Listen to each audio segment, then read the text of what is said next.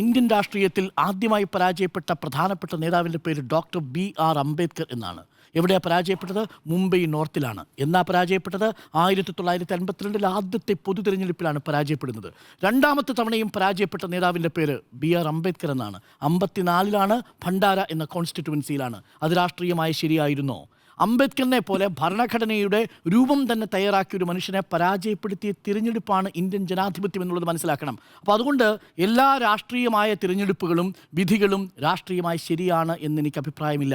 അങ്ങനെയാണെങ്കിൽ 1957 ശേഷം എന്താണ് ഇടതുമുന്നണിക്ക് സംഭവിച്ചതെന്ന് അറിയാമല്ലോ.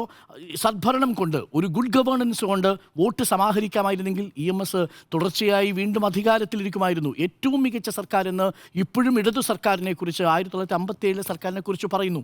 മാത്രവുമല്ല 1977 വിജയം കൂടി നമ്മുടെ മുന്നിലുണ്ട്. ഏറ്റവും മികച്ച ഗുഡ് ഗവേണൻസ് വോട്ട് കൊണ്ടുവരുന്നില്ലെന്ന് മാത്രവുമല്ല, ഒരു അടിയന്തരാവസ്ഥയുടെ കാലം നിങ്ങൾക്ക് വോട്ട് കൊണ്ടുവരികയും ചെയ്ത ചരിത്രം കേരളത്തിൻ്റെ രാഷ്ട്രീയ ചരിത്രത്തിലുണ്ട്. ഇതാണ് ഇതിലെ ഒരു പ്രധാനപ്പെട്ട കാര്യം. എന്ന് വെച്ച് ഈ ഗുഡ് ഗവേണൻസ് നടത്തി ജനങ്ങൾക്ക് തെറ്റുപറ്റി എന്നൊരു അഭിപ്രായം എനിക്കില്ല. ഇതിൽ മറ്റു ചില ഘടകങ്ങൾ കൂടിയുണ്ട്. അതുകൂടി സൂക്ഷ്മമായി വിലയിരുത്തിയെങ്കിൽ മാത്രമേ ഈ തെരഞ്ഞെടുപ്പിനെ പൂർണ്ണമായി നമുക്ക് മനസ്സിലാക്കാൻ കഴിയൂ.